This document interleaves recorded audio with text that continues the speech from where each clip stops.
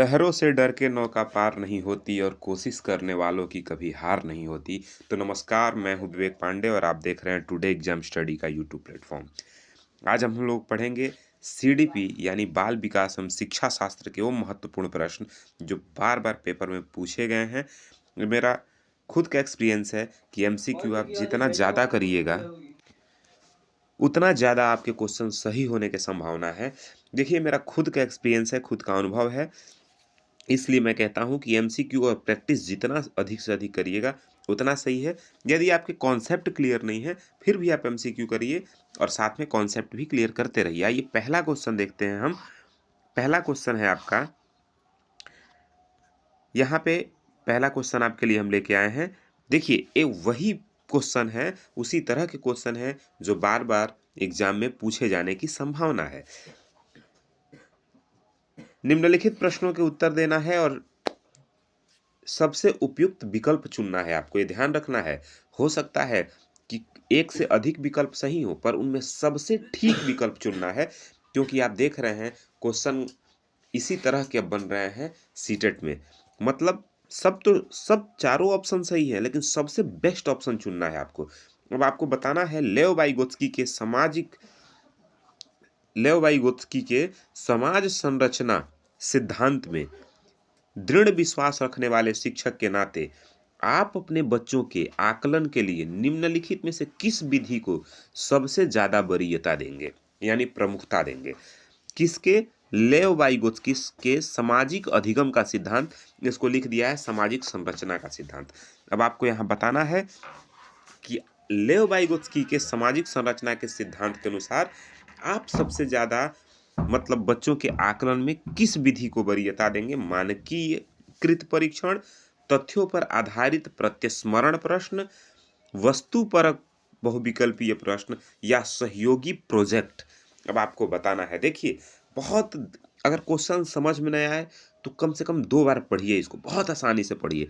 लेव वाइगोत्स्की के समाज संरचना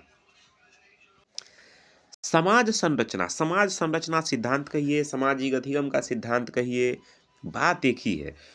अगर आप शिक्षक हैं और लेव वाइगोत्स्की के सामाजिक संरचना के सिद्धांत पर विश्वास करते हैं तो आप अपने बच्चों के आकलन में किस विधि को सबसे ज्यादा प्रमुखता देंगे, वही आपको बताना है। तो देखिए, जो राइट विकल्प होगा वो होगा ऑप्शन नंबर 4, सहयोगी प्रोजेक्ट। क्यों ऐसा आप करेंगे? इसलिए करेंगे, सहयोगी प्रोजेक्ट का मतलब होता है 3 4 5 लोग आपस में मिलजुल के सहयोग करके किसी प्रोजेक्ट को बना रहे हैं।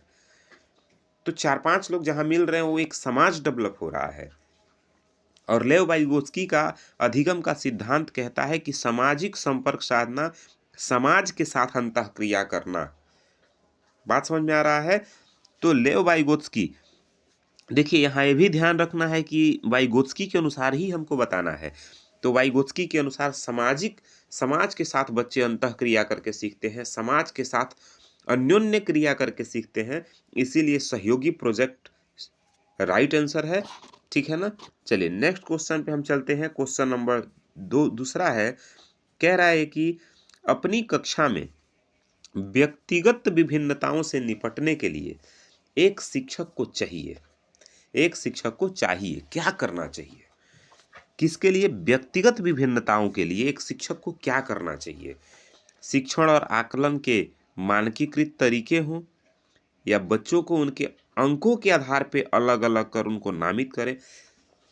देखिए, एक वीडियो मैं बनाया था कि सीटेट कैसे पास करें, उसी में मैंने आपको कुछ निगेटिव वर्ड भी बताए थे, ट्रिक बताया था सीटेट पास करने का। आप देखिएगा, मैं आपको लगा दूंगा इस वीडियो में कि ट्रिक बताया था सीटेट को कैसे पास करना है। उसमें निगेटिव वर्ड और पॉजिटिव वर्ड को मैं बताया था आपको कि कौन कौन से वर्ड आपको दिख जाए तो आपको काट देना है। तो देखिए, बच्चों के उनके अंक के आधार पे, अंक भी एक तरह का निगेटिव वर्ड है, ठीक है ना? शिक्षण और आकलन के मानकीकृत तरीके हों। और तीसरा क्वेश्चन कह रहा है बच्चों से बातचीत करें और उनके दृष्टिकोण को महत्व दें। और चौथा है विद्यार्थियों के लिए कठोर नियम बनाएं। कठोर शब्द भी देखिए ये निगेटिव वर्ड है, बहुत खराब वर्ड है। इस तरह के वर्ड मतलब शब्द आपको दिखे तो ऐसे आंसर को एलिमिनेट कर देना है, छांट देना है, काट देना है। फिर अंक के आधार पे इसको भी काट दीजिए। अब बचा 2 विकल्प आपके पास। मैं वो तरीके बता रहा हूँ कि कैसे आप किसी भी चीज़ को सही कर सकते हैं। तो इसमें कह रहा है कि व्यक्तिगत विभिन्नताओं से निपटना है आपको, ठीक है ना? तो मतलब व्यक्तिगत विभिन्नता क्या है? अलग अलग तरह के बच्चे हैं, किसी में कोई डिसेबिलिटी है, किसी में कोई डिसेबिलिटी है, उनसे कैसे निपटना है? तो जरूरी है ऐसे बच्चों को आप महत्व दें, इंपॉर्टेंट दें उनको, सभी को जरूरी महत्व दें, बातचीत करें सबसे। तभी तो बच्चों को लगेगा कि आप उनके टीचर हैं, आप उनके साथ हैं, आप उनका सहयोग करना चाहते हैं। तो राइट आंसर ऑप्शन नंबर 3 हो जाएगा, ठीक है ना? अगला क्वेश्चन है कि आकलन के उद्देश्य पूर्ण होता है, आकलन उद्देश्य पूर्ण होता है यदि क्या होगा तो उद्देश्य पूर्ण हो जाएगा भाई, बताना है आपको यहाँ पे। देखिए, आकलन उद्देश्य पूर्ण कब होता है, क्या करना होता है? तो ऑप्शन पढ़ते हैं। इससे विद्यार्थियों और शिक्षकों दोनों को प्रतिपुष्टि यानी फीडबैक मिले। यह केवल एक बार वर्ष के अंत में हो। विद्यार्थियों की उपलब्धियों में अंतर करने के लिए तुलनात्मक ये तुलनात्मक शब्द ये भी निगेटिव यानी नकारात्मक शब्द है। भय और तनाव ये भी नकारात्मक शब्द है। तो ये दोनों एलिमिनेट करिए, काटिए इसको, दोनों ऑप्शन नहीं होगा। आप सोच रहे होंगे मैं कैसे नकारात्मक शब्द आपको बता रहा हूं, तो इसी चैनल पे जाइए और आपको बताया गया है ट्रिक सीटेट पास करने का, उसको देखिए दोनों वीडियो, और वहां से आपको समझ में आ जाएगा कि मैं किसकी बात कर रहा हूं, ठीक है ना? केवल शब्द आ जाए तो केवल शब्द भी निगेटिव शब्द है, इसको भी काट देना है। बचा क्या?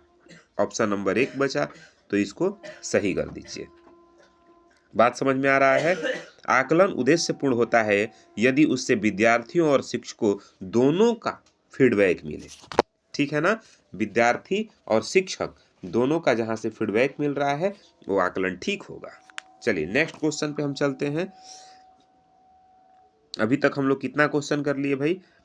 1 2 3 क्वेश्चन कर लिए। क्वेश्चन नंबर 4 है राष्ट्रीय पाठचर्या की रूपरेखा 2005 एनसीएफ, ठीक है ना? एनसीएफ 2025 के अनुसार एक शिक्षक की भूमिका क्या होनी चाहिए? आपको बताना है कि एक शिक्षक की भूमिका क्या होनी चाहिए। क्वेश्चन नंबर 4 का सही विकल्प बताइए। तो अनुज्ञात्मक, ठीक है ना? सिर्फ बताने वाला हो, शिक्षक सिर्फ इंफॉर्मेशन दे, ऐसा होना चाहिए? नहीं। उसके बाद कह रहा है अधिनायकी। देखिए भाई, इस तरह का तो होना नहीं चाहिए। हाँ, नायक वाले भूमिका में आपको नहीं होना चाहिए। अनुमति परक, अनुमति देने वाला भी नहीं होना चाहिए। कैसा होना चाहिए? सुविधादाता। एक शिक्षक को सुविधादाता होना चाहिए, मार्गदर्शक होना चाहिए, ठीक है ना? ना कि अनुदेशक होना चाहिए। चलिए, ऑप्शन नंबर 4 राइट विकल्प है। अगले क्वेश्चन पे हम चलते हैं। कक्षा में बच्चों को प्रेरित समझा जा सकता है यदि वे अच्छी तरह वर्दी पहनकर स्कूल आते हैं, वे कक्षा में अनुशासन बनाए रखते हैं, वे सभी उपस्थितियों में नियमित हैं, वे शिक्षक से प्रश्न पूछते हैं। देखिए, वे अच्छी तरह से वर्दी पहन के यानी ड्रेस पहन के आ रहे हैं, तो विद्यालय का डिसिप्लिन, विद्यालय का अनुशासन पालन कर रहे हैं, ना कि कक्षा का। तो ये भी गलत है। वे कक्षा में अनुशासन बनाए रखते हैं। सिर्फ अनुशासन बनाए रखना, चुपचाप क्लास में बैठे रहना, इसका मतलब ये नहीं है कि कक्षा में बच्चे प्रेरित हैं। तो ये भी विकल्प गलत हो जाएगा। वे सभी उपस्थिति में नियमित हैं, सिर्फ हाजिरी बनाने के लिए आ रहे हैं, ये भी बात गलत हो जाएगा। ये शिक्षक से बार बार क्वेश्चन करते हैं, प्रश्न करते हैं, तो ऐसे जिज्ञासु बच्चे हैं, तो इसका मतलब ये है कि वो बच्चे कक्षा में प्रेरित हो रहे हैं, कक्षा में वो एक्टिव है, ठीक है ना? वो क्लास चाइल्ड मतलब बाल केंद्रित है, ठीक है ना? तो ऑप्शन नंबर 4 राइट आंसर है। वे शिक्षक से प्रश्न पूछ रहे हैं और अच्छे कक्षा वो होते हैं जहां के विद्यार्थी अपने टीचर से बार बार क्वेश्चन करें। चलिए नेक्स्ट क्वेश्चन पे हम चलते हैं। अगला क्वेश्चन है कि निम्नलिखित में से कौन सा बच्चों के संवेगात्मक विकास के लिए सबसे उपयुक्त है। जहां पे बच्चे सीख सकें इस प्रकार की कक्षा कैसी होनी चाहिए, कैसी कक्षा होनी चाहिए जहां बच्चे आसानी से सीख सकें। ठीक है ना। देखिए, कह रहा है कक्षा का प्रजातांत्रिक परिवेश। दूसरा है अध्यापकों का कोई भी सहभाग नहीं। अच्छा, स्कूल में है और टीचर की कोई सहभागिता नहीं है, तो ये किस प्रकार से बच्चे सीखेंगे भाई, तो ये गलत है। कक्षा नियंत्रित नहीं, कक्षा कक्ष को अपने कंट्रोल में नहीं रखना है। ठीक है ना, ये भी गलत विकल्प है। 2 एलिमिनेट हो गया। चौथा देखते हैं, कक्षा कक्ष का अधिकारवादी नहीं, हिटलर नहीं बनना है भाई। आप अपने क्लास में टीचर हैं, हिटलर मत बनिए। ठीक है ना, अधिकारवादी मत बनिए, अधिकार मत रखिए क्लास के ऊपर कि भाई मेरा क्लास है, जिस तरह से मैं बोलूंगा उसी तरह से चलेगा, ऐसा नहीं है। ठीक है ना। यहाँ पे आप कक्षा कक्ष को प्रजातांत्रिक परिवेश रखिए, प्रजातंत्र रखिए, मतलब सबकी सहभागिता हो, सभी बच्चों का अधिकार हो उस पे। तो right answer option number A है। राजतंत्र ना हो, कक्षा कैसा हो, प्रजातंत्र हो। सिर्फ राजा मतलब कौन, शिक्षक, तो सिर्फ राजा का अधिकार ना हो, प्रजा का अधिकार हो, वैसा हमको राज्य चाहिए। ठीक है ना। चलिए नेक्स्ट क्वेश्चन है, बच्चों के अधिगम को सुगम बनाने के लिए अध्यापकों को एक अच्छे कक्षाई परिवेश का सृजन करने की आवश्यकता होती है। इस प्रकार के अधिगम परिवेश का सृजन करने के लिए नीचे दिए गए कथनों में से कौन सा कथन सत्य नहीं है। भाई सत्य नहीं है खोजना है हमको, ये ध्यान रखना है कि सत्य नहीं है ढूंढना है। तो देखिए, बच्चों के प्रयासों को स्वीकृति, बिल्कुल ठीक बात है, बच्चों के प्रयास को स्वीकृति देना चाहिए। तो ये क्वेश्चन सही है, लेकिन हमको गलत ढूंढना है, तो इसको काट दीजिए। अध्यापकों के अनुसार कार्य करना, बच्चों को स्वीकार करना, ये भी क्वेश्चन सही है, बच्चों को स्वीकार करना है, लेकिन चूंकि हमको गलत क्वेश्चन का आंसर ढूंढना है, इसीलिए इसको भी काट देना है। शिक्षक का सकारात्मक रुख, बिल्कुल सही बात है। शिक्षक ही अगर निगेटिव हो जाएगा तो बच्चे पॉजिटिव कैसे रहेंगे। तो ये भी क्वेश्चन का आंसर सही है, लेकिन चूंकि गलत खोजना है हमको, इसलिए भी ऑप्शन गलत है। बचा एक, अध्यापकों के अनुसार कार्य करना है, नहीं, टीचर सेंट्रिक नहीं होना चाहिए, क्लास चाइल्ड सेंट्रिक होना चाहिए, बाल केंद्रित होना चाहिए, अध्यापक केंद्रित शिक्षा नहीं होनी चाहिए। चलिए, तो राइट आंसर ऑप्शन नंबर 2 है। ठीक है ना। अब अगला क्वेश्चन है, लड़कों एवं लड़कियों की भूमिकाओं के संबंध में निम्नलिखित में से कौन सा कथन सर्वाधिक उपयुक्त है। अब आपको बताना है कि लड़कों और लड़कियों, ठीक है ना, लड़कों और लड़कियों के भूमिका के संबंध में कौन सा कथन सही है। लड़के और लड़कियां दोनों खेल के लिए तैयार नहीं होते हैं। नहीं, ऐसा तो नहीं है। लड़के और लड़कियां खेल के लिए क्यों नहीं तैयार होंगे, दोनों होते हैं तैयार। लड़कों को घर के बाहर के कार्यों में मदद करनी चाहिए, लड़कों को घर के बाहर के कार्यों में मदद करनी चाहिए। इसका मतलब लड़कों को घर के भीतर के कार्यों में मदद नहीं करनी चाहिए। नहीं, गलत बात है, करनी चाहिए, इसलिए भी आंसर गलत है। लड़कों एवं लड़कियों को गैर कार्यात्मक भूमिकाएं अपनानी चाहिए, लड़कों को घर के कार्यों में मदद करनी चाहिए, लड़कियों को घर के कार्यों में मदद करनी चाहिए। नहीं, ऐसा नहीं है, लड़कियों को घर के बाहर कार्यों में भी मदद करनी चाहिए। देखिए, ये है जेंडर विभिन्नताएं, लैंगिक विषमताएं हैं। इनका मतलब ये है कि लड़की ये कर सकती है, लड़का वो नहीं कर सकता, लड़का वो कर सकता है, लड़की वो नहीं कर सकती। इस तरह के भेदभाव जहां भी आए, ऐसे ऑप्शन को गलत काट देना है। ध्यान रखिएगा, ऐसे ऑप्शन बिल्कुल गलत हैं जिसमें लड़का ये कर सकता है, लड़का जहाज उड़ा सकता है, लड़की नहीं उड़ा सकती, लड़की खाना बना सकती है, लड़का नहीं बना सकता। इस तरह की जेंडर विभिन्नताएं जब आ जाएं, रूढ़िगत बातें आ जाएं, ठीक है ना, वहां पे मतलब लैंगिक रूढ़िवादिता आ जाए, जहाँ पे पूर्व धारणा बनी है कि लड़का ऐसा कर सकता है, लड़की नहीं, तो इस तरह के ऑप्शन को ध्यान से देखिए और विभिन्नताएं को काट दीजिए। राइट आंसर ऑप्शन नंबर 3 है कि क्यों? क्योंकि लड़कों और लड़कियों को गैर कार्यात्मक भूमिकाएं अपनानी चाहिए। बात समझ में आ रहा है? सभी कार्यों में सहभागिता होनी चाहिए लड़के और लड़कियों दोनों को। चलिए अगला क्वेश्चन है, निम्नलिखित में से कौन सा कथन आकलन प्रक्रिया के विषय में सबसे कम उपयुक्त है? मतलब सबसे कम, बात समझ में आ रहा है?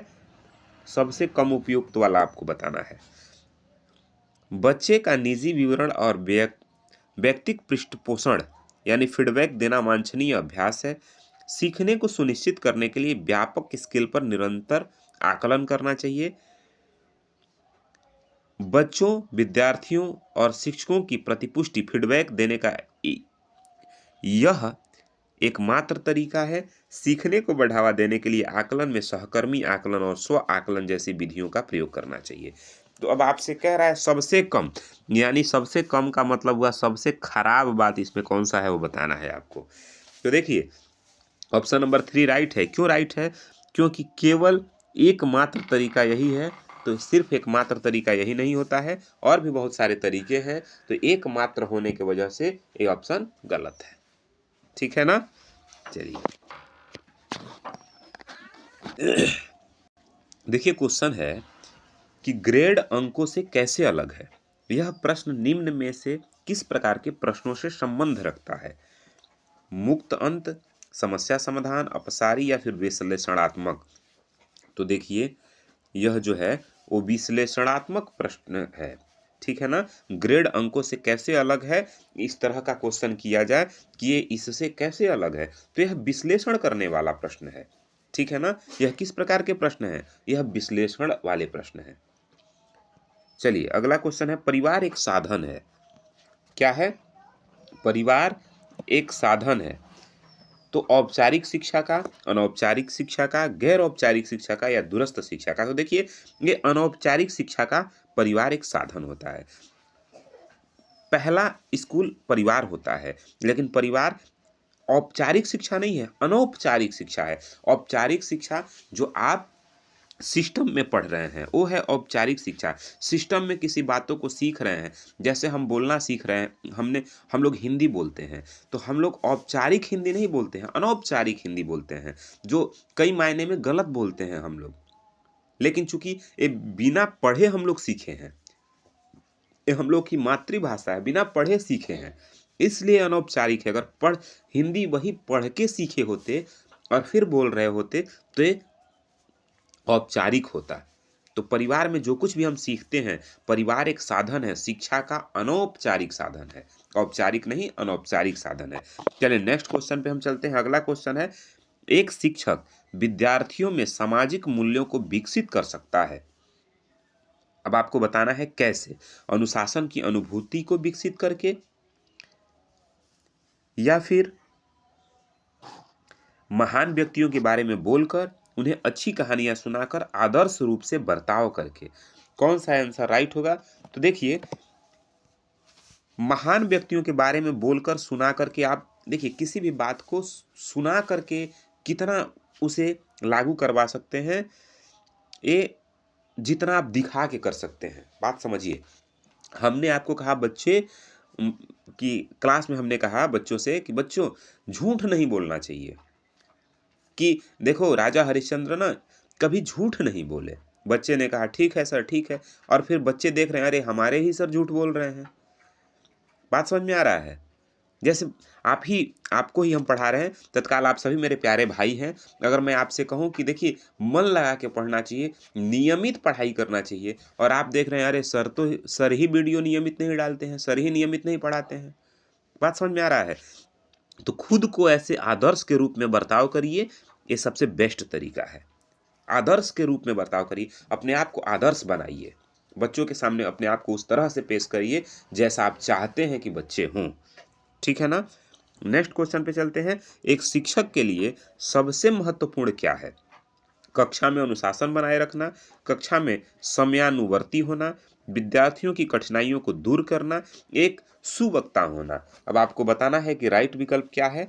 क्या कक्षा में अनुशासन बनाना ही सिर्फ एक शिक्षक का उद्देश्य होता है? बिल्कुल नहीं। कक्षा में समयानुवर्ती, समय से पहुंच जाना ही एक शिक्षक का उद्देश्य है? बिल्कुल नहीं।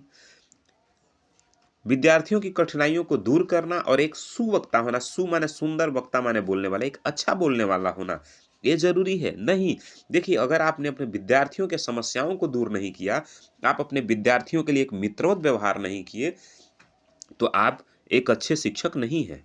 तो एक अच्छे शिक्षक का मतलब है कि विद्यार्थियों के कठिनाइयों को, समस्याओं को दूर करना ही एक अच्छे शिक्षक का लक्षण होता है।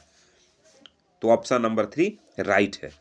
चलिए, बाकी ये वीडियो आपको कैसा लग रहा है हमें कमेंट बॉक्स में ज़रूर बताइएगा, ठीक है ना, ताकि हम आपके लिए मोटिवेट होकर के और अच्छे से अच्छा वीडियो, अच्छे से अच्छा एमसीक्यू प्रैक्टिस सेट लाते रहें। अगला क्वेश्चन है, पियाजे के संज्ञानात्मक विकास के चरणों के अनुसार पूर्व संक्रियात्मक अवस्था किससे संबंधित है? संरक्षण और वर्गीकरण से, अमूर्त चिंतन से, तार्किक रूप से समस्या समाधान की योग्यता से, या प्रतीकात्मक विचार और अहम केंद्रवाद से? ठीक है ना। तो देखिए, पूर्व संक्रियात्मक अवस्था जो है ना, उसमें बच्चों में देखिए, जीन पियाजे ने संज्ञानात्मक विकास का सिद्धांत दिया है। ठीक बात है। जीन पियाजे ने संज्ञानात्मक विकास के सिद्धांत में 4 चरण बताए हैं। पूर्व संक्रियात्मक अवस्था, ठीक है ना। उसके बाद आपके सबसे पहला जो स्टेप बताया है उन्होंने, वो बताया है इंद्रिय जनित गामक अवस्था, ठीक है ना। फिर पूर्व संक्रियात्मक अवस्था, फिर मूर्त संक्रियात्मक अवस्था, फिर अमूर्त संक्रियात्मक अवस्था या औपचारिक संक्रियात्मक अवस्था। तो देखिए, जो पूर्व संक्रियात्मक अवस्था है, 2 वर्ष से ऊपर की अवस्था है। 0 से लेकर 2 वर्ष तक तो इंद्रिय जनित गामक अवस्था है या संवेदीय पेशी गामक अवस्था है, और 2 वर्ष से ऊपर पूर्व संक्रियात्मक अवस्था होता है। इस अवस्था में बच्चों के अंदर अहम केंद्रिता, ईगोसेंट्रिज्म आ जाता है कि अपन ही सब कुछ है भाई, मैं ही यहाँ का राजा हूँ, लोगों का अटेंशन मेरे तरफ रहे, लोगों का ध्यान मेरे तरफ रहे, मैं जो कर रहा हूँ लोग उसको देखें, समझें। मतलब बच्चे अपने तरफ लोगों का ध्यान खींचना चाहते हैं, तो इस उम्र में अहम केंद्रवाद आ जाता है, यानी ईगोसेंट्रिज्म आ जाता है। ठीक है ना। चलिए नेक्स्ट क्वेश्चन पे हम चलते हैं। बच्चे उस वातावरण में सीख सकते हैं जहां शिक्षक अधिनायकवादी हो और स्पष्ट आदेश देता हो, उन्हें खेलने का मौका मिले, उनकी संवेगात्मक आवश्यकताएं पूरी हो और उन्हें अनुभव करने का मौका मिले, शिक्षक हर बात पे बोले और विद्यार्थियों को सुनने के लिए बाध्य करे। देखिए भाई, जहां अधिनायक हो, शिक्षक अधिनायक हो जाए और आदेश दे, ऐसा क्लास आपको चाहिए? नहीं चाहिए, हमको तो भाई नहीं चाहिए। जहाँ पे सिर्फ ऑर्डर दिए जा रहे हों, और मैं आपसे भी कहता हूँ, आप भी कल के डेट में शिक्षक हो जाएंगे तो आप भी क्लास में ऑर्डर नहीं देंगे। देखिए, मैं तो खुद शिक्षक हूँ, मैं बच्चों को पढ़ाता हूँ, तो मैं देखता हूँ बच्चों को जितने प्यार से किसी बात में मिलाइए, बच्चे मिल जाते हैं। ऑर्डर दीजिएगा, नहीं सुनेंगे, फिर क्लास ठीक नहीं होगा आपका। उन्हें खेलने का मौका मिले, ठीक बात है, खेलने का मौका मिलना चाहिए, लेकिन क्या सिर्फ खेलने का मौका मिलना चाहिए? बिल्कुल नहीं मिलना चाहिए। उन्हें संवेगात्मक आवश्यकताएं पूरी हों, उनकी जो संवेगात्मक आवश्यकता है उसको पूरा करें। संवेग आ रहा है अंदर से, अ, आप संवेग के बारे में जानते हो, क्रोध, भय, घृण, इस तरह की जो बातें आ रही हैं, उनमें आप उनकी संवेग को पूरा कर रहे हैं, उनके संवेगों को समझ रहे हैं, मनोभाव को समझ रहे हैं बच्चों को, और उन्हें अनुभव करने का मौका दे रहे हैं, और उन्हें अवसर दे रहे हैं अपने संवेगों को समझने का, या आप उनके संवेग को समझ रहे हैं, सही मार्गदर्शन दे रहे हैं, उन्हें फिर अनुभव, किसी भी क्लास में कुछ करने का अवसर दे रहे हैं, उन्हें खुद करके सीखने का अनुभव मौका आप दे रहे हैं, और वो करके अनुभव ले रहे हैं। इससे बेस्ट क्लास टीचर हमें नहीं लगता है कि कुछ हो सकता है, और इससे बेस्ट वातावरण नहीं हो सकता है बच्चों के सीखने के लिए। तो राइट आंसर ऑप्शन नंबर 3 है, जहां बच्चे सुनने के लिए बाध्य हो जाएं और शिक्षक सिर्फ ऑर्डर दे, ऐसा क्लास नहीं चाहिए। ठीक है ना। चलिए नेक्स्ट क्वेश्चन पे हम चलते हैं। क्वेश्चन नंबर 16 होगा, सामान्य मानद एक विद्यार्थी अपने समकक्ष व्यक्तियों के समूह के प्रति, एक विद्यार्थी अपने समकक्ष व्यक्तियों के समूह के प्रति आक्रामक व्यवहार करता है और सामान्य मानदंडों को नहीं मानता है। इस विद्यार्थियों को किस क्षेत्र में सहायता की आवश्यकता है? ध्यान से समझिए। एक विद्यार्थी अपने समकक्ष व्यक्तियों के समूह के प्रति आक्रामक व्यवहार करता है और सामान्य मानदंडों को नहीं मानता है, जो बातें हैं उनको नहीं मानता है, समझ रहे हैं, तो इस विद्यार्थी को किस क्षेत्र में सहायता की आवश्यकता है? आपको बताना है कि ऐसे विद्यार्थियों को किस क्षेत्र में सहायता चाहिए। तो देखिए, संज्ञानात्मक क्षेत्र में तो चाहिए नहीं, क्योंकि लड़का आक्रामक है, उसका जो संवेग है वो कंट्रोल में नहीं है। मनोगत्यात्मक क्षेत्र ऐसा भी नहीं, उसको भावनात्मक क्षेत्र में सहायता चाहिए। कैसे क्षेत्र में? भावना, उसके भावों को कंट्रोल करना है। बात समझ में आ रहा है? तो राइट आंसर ऑप्शन नंबर 3 होगा। चलिए नेक्स्ट क्वेश्चन पे हम चलते हैं। अगला क्वेश्चन जो है वो है, शिक्षकों को यह सलाह दी जाती है कि वे अपने शिक्षार्थी मतलब विद्यार्थी को सामूहिक गतिविधियों में शामिल करें, क्योंकि सीखने को सुगम बनाने के अतिरिक्त ये भी डैश में भी सहायता करती है। अतिरिक्त वो कौन सा चीज है जो सहायता करता है किसमें? सीखने में। अब आपको बताना है, ठीक है। चलिए, तो और सीखने में क्या सहायता करता है? ये क्वेश्चन नहीं समझ में आ रहा है, फिर से पढ़िए। शिक्षकों को यह सलाह दी जाती है कि वे अपने शिक्षार्थियों को सामूहिक गतिविधि में शामिल करें। मतलब टीचर को यह सलाह दिया जाता है कि वो अपने जो भी छात्र हैं उनको सामूहिक गतिविधि में शामिल करें। क्यों? क्योंकि ये सीखने को और सुगम बनाता है। तो इसमें से कौन सा है जो सीखने को और सुगम बनाता है? तो वह है, आप जानेंगे कि वो है समाजीकरण। क्या है? सामाजिक। समाज के साथ बच्चे अंतः क्रिया करके, ठीक है ना, अंतः क्रिया करके आपस में सीखते हैं। समाज हमें बहुत कुछ सिखाता है। समाज एक तरह का हमारा विद्यालय भी है, ठीक है ना। आगे बढ़ते हैं। अगला जो क्वेश्चन है, समावेशी शिक्षा। समावेशी शिक्षा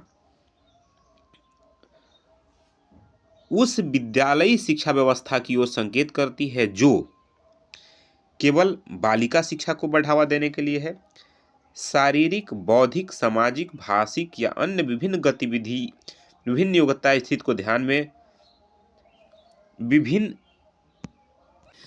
योग्यता स्थिति को ध्यान में रखे बगैर बच्चों को शामिल करती है।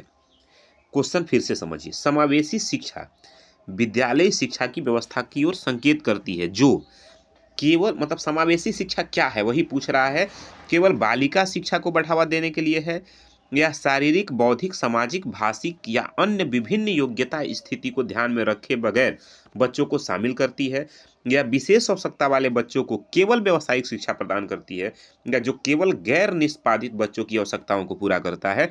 तो आपको बताना है। देखिए,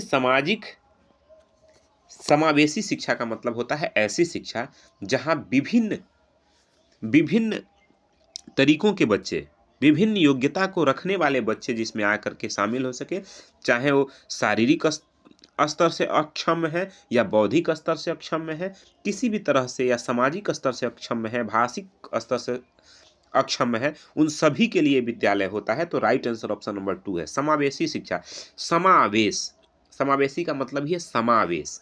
सम माने होता है बराबर, सब माने होता है बराबर। बराबर सबको जहां महत्व दिया जाए, जहां सभी बराबर हैं, चाहे कोई भी डिसेबिलिटी हो, ठीक है ना। आपने डिसेबिलिटी पढ़ा होगा, डिसलेक्सिया, डिस्कुल्कुलिया, डिस्ग्राफिया, डिसलेक्सिया, हाँ पढ़ा होगा आपने। किसी भी तरह का शारीरिक अक्षम हो, बौद्धिक अक्षम हो, किसी भी तरह की कोई समस्या हो, फिर भी सभी विभिन्न योग्यता स्थिति को ध्यान में रख के बगैर बच्चों को शामिल किया जाए, बिना किसी भेदभाव के बच्चों को शामिल किया जाए, वो है समावेशी शिक्षा। तो right answer option number 2। Next question है, निम्नलिखित में से कौन सा मुख्य रूप से अनुवांशिकता संबंधी कारक है? अब आपको बताना है कि निम्न में से कौन सा अनुवांशिकता संबंधी कारक है। आंखों का रंग अनुवांशिकता पर निर्भर करता है, या सामाजिक गतिविधि में भागीदारी, या समकक्ष व्यक्तियों के समूह के प्रति अभिवृत्ति, या चिंतन पैटर्न। तो देखिए, राइट आंसर आपको बताना है। तो देखिए, जो बच्चों की आंखों का कलर होता है ना, आंखों का रंग, वो अनुवांशिकता पे निर्भर करता है। माता या पिता में से किसी की आंखों का जो कलर है वो बच्चों में आ जाना, ये अनुवांशिकता है। लेकिन सामाजिक गतिविधि में भागीदारी ये अनुवांशिकता पर निर्भर नहीं करता है। जरूरी नहीं कि आपके पिताजी या आपकी मम्मी समाज के साथ अंतःक्रिया नहीं करते हैं तो आप नहीं करेंगे, या आपके पिताजी बहुत सामाजिक हैं तो आप भी सामाजिक होंगे, जरूरी नहीं है। समकक्ष व्यक्तियों के समूह के प्रति अभिवृत्ति और चिंतन पैटर्न ये कोई भी अनुवांशिकता पे निर्भर नहीं करता है, सिर्फ आंखों का कलर ही अनुवांशिकता पे निर्भर करता है। तो क्वेश्चन का राइट आंसर है ऑप्शन नंबर 1। नेक्स्ट क्वेश्चन पे चलते हैं। शिक्षक कक्षा में पढ़ने में ध्यान न दे शिक्षक कक्षा में पढ़ाने में ध्यान न देने वाले शिक्षक कक्षा में पढ़ने में ध्यान न देने वाले बच्चों से किस प्रकार का बर्ताव कर सकते हैं। आप शिक्षक हैं और अगर कोई बच्चा आपके क्लास में पढ़ने में ध्यान नहीं दे रहा है तो आप किस तरह का व्यवहार करेंगे वही बताना है। बच्चों को कक्षा से बाहर जाने के लिए कहेंगे, बिल्कुल ऐसा कार्य नहीं करना है आपको, ठीक है ना। उन्हें डांटे कि वे ध्यान दें, ऐसा भी कार्य नहीं करना है। डांटना, मारना, बोलना, लिखना, पीटना, गाली देना, रटवाना, ये सभी नकारात्मक शब्द हैं, ये सभी गलत होते हैं। उनसे बात करें ताकि उनकी अरुचि के कारण जानने की चेष्टा करें। और अगला है, उन्हें गृह कार्य के रूप में अत्यधिक वर्कशीट दें। नहीं भाई, ये तो पनिशमेंट हो गया, ऐसा करना ही नहीं है। तो देखिए, उनसे बात करिए, बच्चों से अपने क्या करिए, बात करिए कि आखिर उनकी अरुचि क्यों नहीं है, आखिर उनकी रुचि क्यों नहीं है, क्यों अरुचि ले रहे हैं, मतलब क्यों उसमें रुचि नहीं ले रहे हैं, इसका क्या कारण है, इसको जानने की चेष्टा करिए। बच्चे पढ़ नहीं रहे हैं, आप पढ़ा रहे हैं, वो ध्यान नहीं दे रहे हैं, तो ऐसा क्यों हो रहा है ये समझिए, बच्चों से बात करिए, ठीक है ना। चलिए नेक्स्ट क्वेश्चन पे चलते हैं। भाषा विकास के लिए सबसे संवेदनशील समय निम्नलिखित में से कौन सा है। भाषा विकास के लिए सबसे संवेदनशील समय, अब सबसे जो कहते हैं सही समय जिसमें बच्चा सीख सके, भाषा को पकड़ सके, ऐसा समय कौन सा होता है। किशोरावस्था, वयस्क अवस्था, प्रारंभिक बचपन का समय या जन्म के पूर्व का समय। देखिए, जब आदमी बड़ा हो जाए तो भाषा क्या ही सीखेगा। हाँ, जन्म से पहले कोई भाषा कैसे सीखेगा। तो या तो वयस्क माने होता है बड़ा, मतलब जब बुद्धि का विकास हो जाए, बड़े हो जाए शारीरिक और बौद्धिक स्तर से आप, तो उस समय भाषा क्या, उससे पहले ही आदमी भाषा सीखता है। तो राइट आंसर ऑप्शन नंबर 3, प्रारंभिक बचपन का जो समय होता है वो भाषा के लिए बहुत सेंसिटिव समय होता है। आप देखते हैं कि परिवार में अगर कोई गाली दे रहा है तो बच्चे गाली सीख जाते हैं, परिवार में अगर कोई अच्छी बातें कर रहा है तो बच्चे उसको सीख जाते हैं, यानी अनुकरण करते हैं। प्रारंभिक बचपन में बच्चे अनुकरण करते हैं, ठीक है ना। तो भाषा कैसे सीखा जाता है, अनुकरण के माध्यम से सीखा जाता है। भाषा परिवार के साथ, जब बच्चे परिवार में होते हैं तो उनकी नकल करके भाषा सीखते हैं, उनका अनुकरण करके भाषा सीखते हैं। भैया ऐसे बात कर रहा है, हमको भी, मतलब बच्चे भाषा अनुकरण से सीखते हैं। चलिए अगला क्वेश्चन है। एक 6 वर्ष की लड़की खेल कूद में असाधारण योग्यता का प्रदर्शन करती है, उसके माता पिता दोनों खिलाड़ी हैं, उसे नित्य प्रशिक्षण देते हैं और बहुत संभव है कि उनकी योग्यताएं निम्नलिखित दोनों के बीच परस्पर प्रतिक्रिया का परिणाम हो। अब देखिए, एक सामान्य सा क्वेश्चन, बहुत लंबा है, लेकिन इसका सिर्फ इतना मतलब है कि 6 साल की लड़की है जो खेल कूद में असाधारण प्रदर्शन करती है, मतलब आप सोच नहीं सकते उससे अच्छा प्रदर्शन करती है, और उसके माता और पिता दोनों खिलाड़ी हैं, मतलब खेल में है, ठीक है ना, और उन्हें रोज प्रैक्टिस करवाते हैं।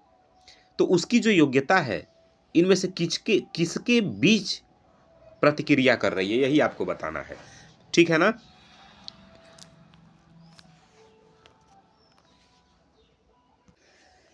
देखिए, इसका जो मेन कारण है वह कारण है आनुवांशिकता और पर्यावरण, मतलब जेनेटिक, उनके माता पिता खिलाड़ी हैं तो ये उन आनुवांशिक रूप से ही उसके अंदर ऐसा है, और उस तरह का पर्यावरण उसको मिल गया है जहाँ ट्रेनिंग प्रशिक्षण सब मिल रहा है, तो ये दोनों के बीच के परस्परक अंतःक्रिया है, ठीक है ना। वृद्धि और विकास का कारण तो हो ही नहीं सकता, स्वस्थ और प्रशिक्षण का भी कारण नहीं, अनुवांशिक और पौष्टिकता का भी कारण नहीं, सिर्फ माँ बाप ऐसे हों और प्रशिक्षण ना दिया जाए तो भी ऐसा नहीं हो सकता। तो राइट आंसर ऑप्शन नंबर 1 है।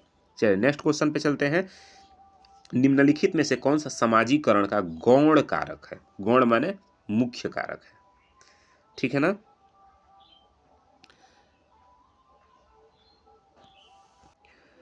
तो देखिए, इसमें जो सबसे गौण कारक होगा वो होगा आपका स्कूल और मीडिया, ठीक है ना, स्कूल और मीडिया राइट आंसर होगा। अगला क्वेश्चन चलते हैं। अगले क्वेश्चन पे, मानसिक रूप से स्वस्थ अध्यापक का कौन सा गुण होता है। जो मानसिक रूप से अध्यापक स्वस्थ है उसका कौन सा गुण होगा वो आपको बताना है। वह अनुशासनात्मक होगा, नहीं, ऐसा नहीं है। उसे विषयों का गहन ज्ञान होगा, नहीं। मानसिक रूप से जो स्वस्थ, वह कठोर दंड देगा, बिल्कुल नहीं। जो मानसिक रूप से स्वस्थ अध्यापक है वह संवेदनशील होगा, बच्चों को समझेगा, उन्हें दुलारेगा, पुचकारेगा, समझाएगा, खेल खेल में पढ़ाएगा, ठीक है ना। चलिए नेक्स्ट क्वेश्चन है, पियाजे के सिद्धांत के अनुसार, पियाजे के सिद्धांत के अनुसार निम्नलिखित में से कौन सा व्यक्ति के संज्ञानात्मक विकास को प्रभावित नहीं करेगा।